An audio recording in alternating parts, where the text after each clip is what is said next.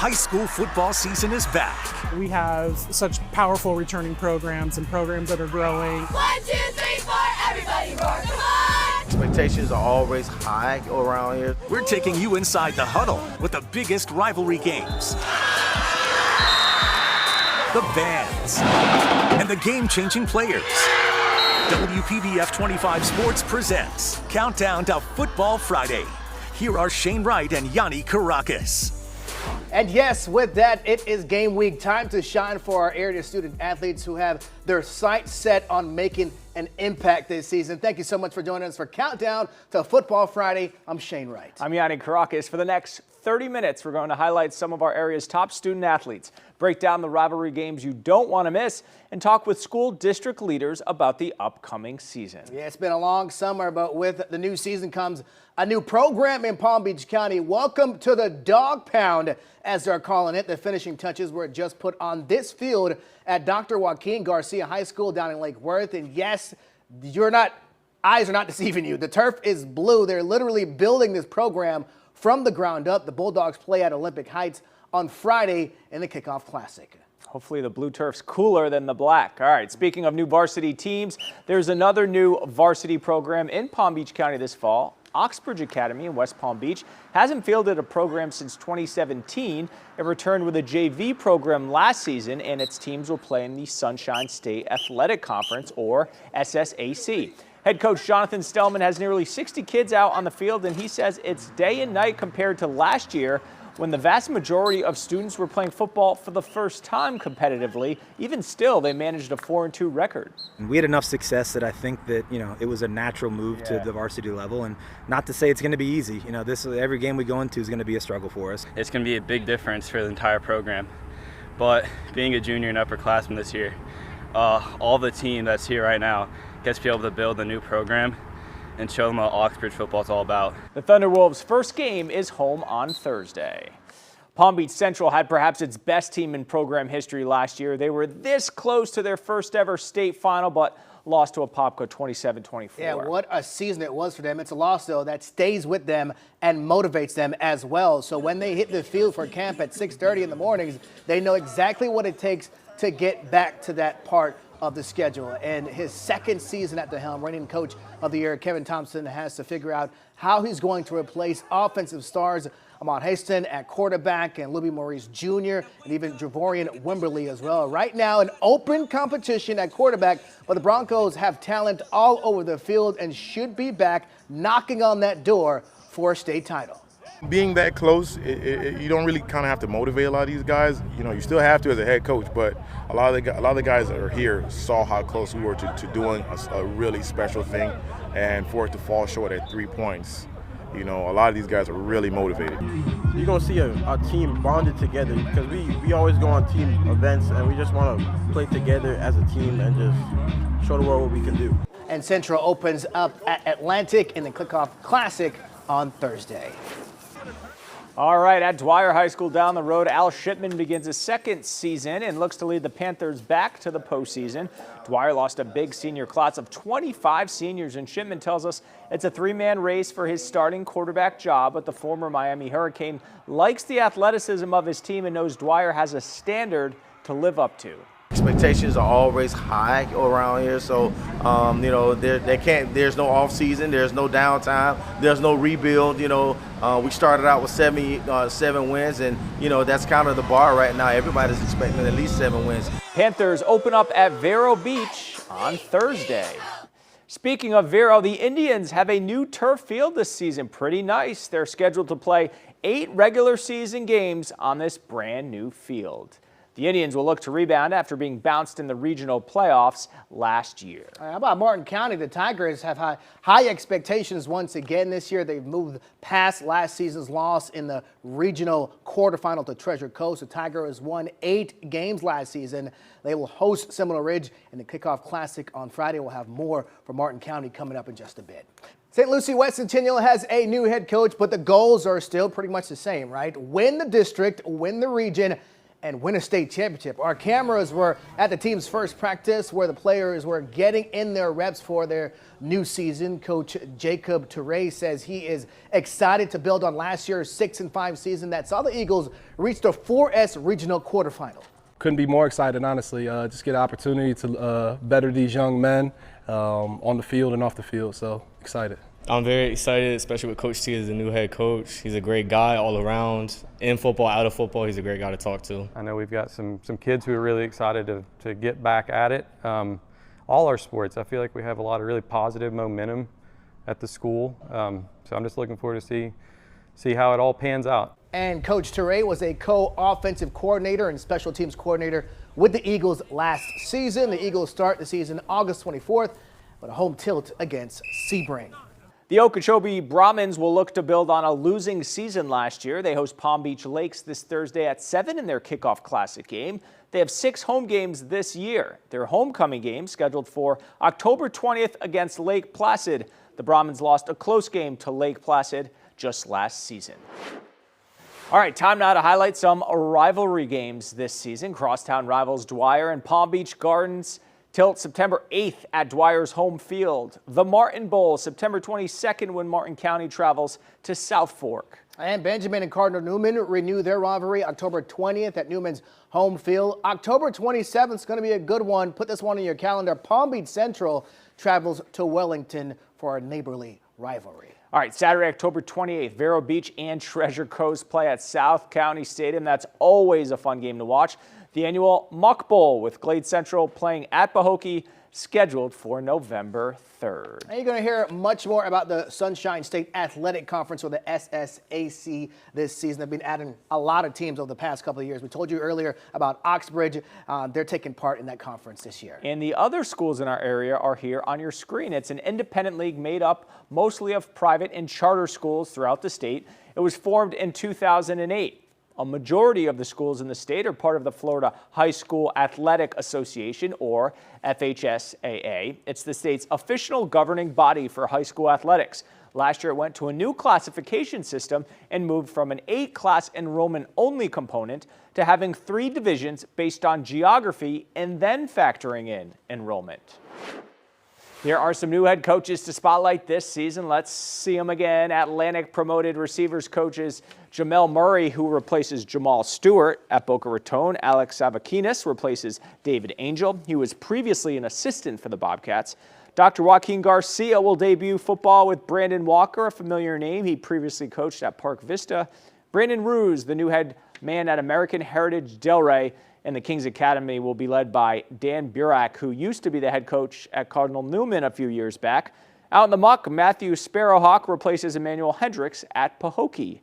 Brian Pulaski will look to bring success to Olympic Heights at their new head coach. And Tamarian Moreland inherits Palm Beach Lakes, a team that didn't win a game last year.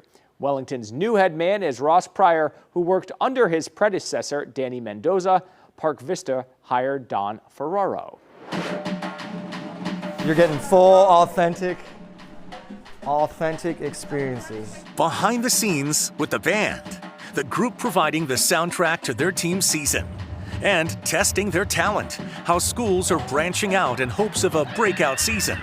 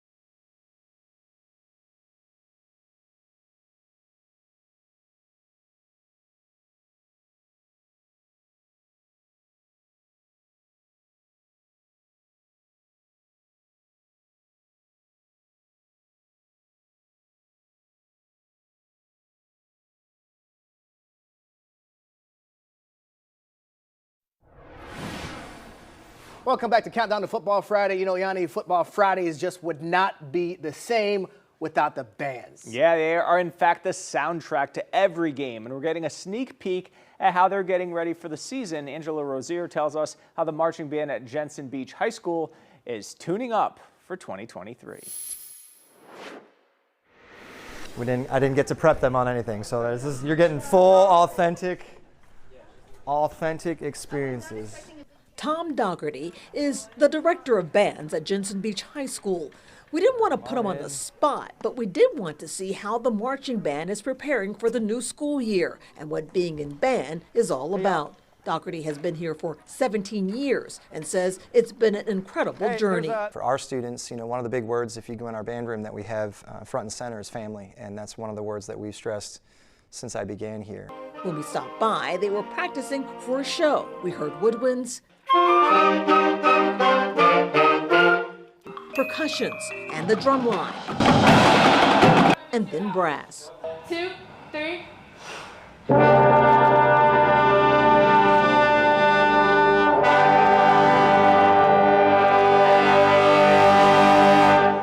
band is defined as a group of musicians who play music together. But students tell me it's much more. It's a very long process to get that final product, that last performance.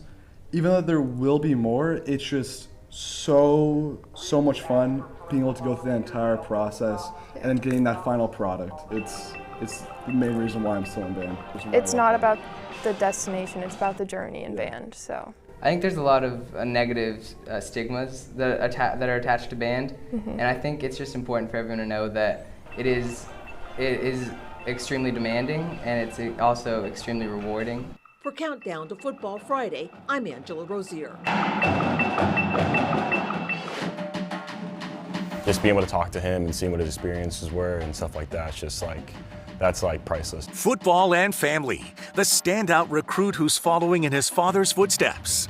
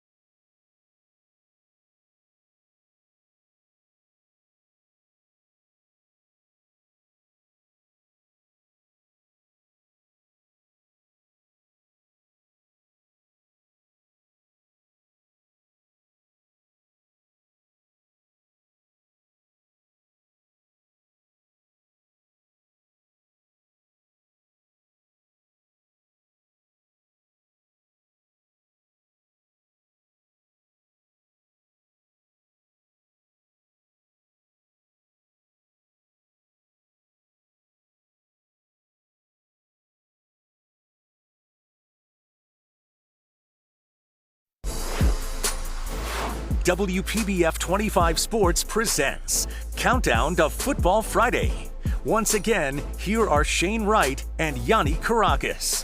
And welcome back to Countdown to Football Friday. Now for a look at how the 10th largest school district, yes, it's that big in the country, is getting ready for the season as a whole. Palm Beach County with a number of schools hoping to be one of the last teams standing in early December playing for a state championship. That's right. I spoke to the district athletics director, Valerie Miaris, about that and what else parents, fans, and student athletes can look forward to this coming season.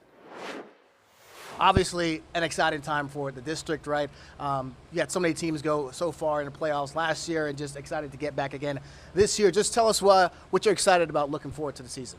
Well, looking forward to football. You know, football just always kicks off the school year so well, but we have such powerful returning programs and programs that are growing and programs that are playing outside of the area. You know, I'm just really proud of the programs for wanting to kind of branch out and come out of the local area and really test what their talent level is. I think it's great for our communities to be able to experience new and different things, and I just think it's a great way for us to step into the new school year. You know, any program at any time can just have that breakout season. Is that Yes. something that you look forward to? One of the teams that are looking to build off last year continue to build a program. Yeah, absolutely. So, you know, what our coaches, the amount of time they spend with the kids and with their staffs, it's such a labor of love. And what they've been able to accomplish, Santa Lucia, some of our other programs, and then being able to kind of catapult and go into this year with that. Just really excited to see what they're going to be able to do, how much further they're going to be able to go, the growth of our student athletes, their skill level, just their demeanor, their focus, their determination. We really have a lot to look forward to here in the fall. Are there any changes or anything that people should look forward to coming into this? With the game experience, we're maintaining our typical security protocols, so I think it's important for the community to, take a look at their school website, pay attention to social media from the schools as far as the clear bag process.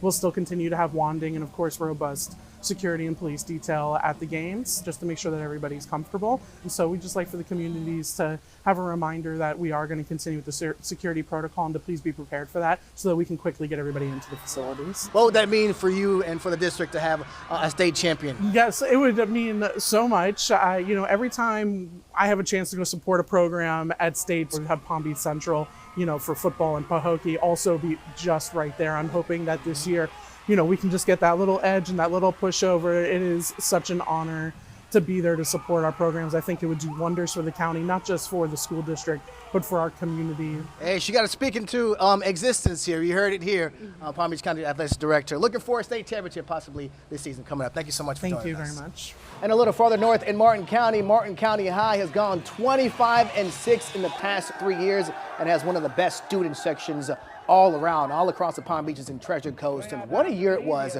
for Jensen Beach, winning 10 games, making it to the state quarterfinals after winning just 3 games in each of the previous 2 seasons. And while it was pretty down year for South Fork, they do bring back an experienced squad this season and coaching staff. County Athletics Director Ed Geiger telling us why the Martin County School District is so special. We play each other in everything at the sub-varsity level. More of where the East Coast or Midwest feeling where people's parents went to the school, and there's a lot of pride in all 3 schools, have good fan support. So it's a fun time of year.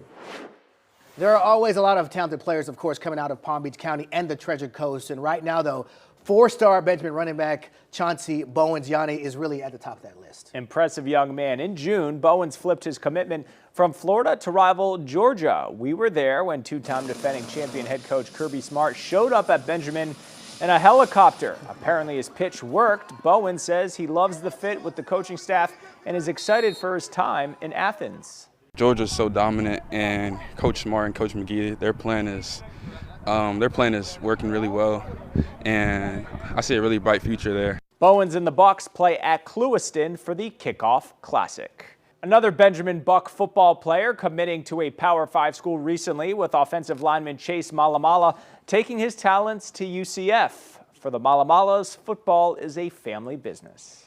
I guess you could call it good genes. At 6'6" and over 300 pounds, Benjamin School's Chase Malamala now has his dad beat in stature. And with Ciupelli's knowledge of the game as an 8-year starter for the Jets in the 1990s, Chase also has his dad's sage advice. That's the best you can get, having someone been where you already want to be, where you want to go. And just being able to talk to him and seeing what his experiences were and stuff like that, it's just that's priceless, you know what I mean? Believe it or not, Chase didn't start playing football until the 8th grade. Soup was already coaching at Benjamin, but never pressured his son to put on the pads, even though his size was unmistakable. It's been great to see him grow. I didn't realize he's going to be this big. It's more like a supporting role. It's up to him. I went through my journey. This is his. And Chase's journey takes him up 95 to Orlando. The big-time recruit chose UCF, who begins playing the Big 12 this year, over Florida State and Auburn. He says the coaching staff, culture, and proximity all played a part in his decision. They're a really tight-knit group over there, and the coaches are great, and it just felt like a good fit.